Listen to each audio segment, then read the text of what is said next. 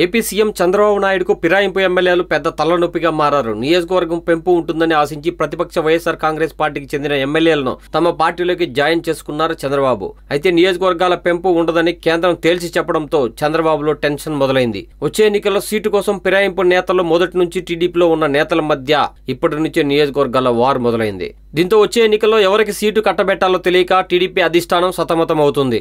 ఈ నేపథ్యంలో టీడీపీలో అసంతృప్తి సెగలు రాజుకుంటున్నాయి. నియోజకవర్గాల్లో తెలుగు తమ్ముళ్ల మధ్య అసలు పొసగడం లేదు.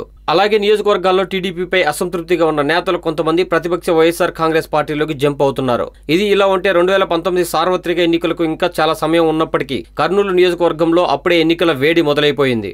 రాజ్యసభ సభ్యుడు టీజీ వెంకటేష్ కుమారుడు భరత్ వచ్చే ఎన్నికల్లో ఎమ్మెల్యేగా పోటీ చేయనున్నట్లు ప్రకటించడం కర్నూలు టీడీపీలో ప్రకంపనలు రేపింది.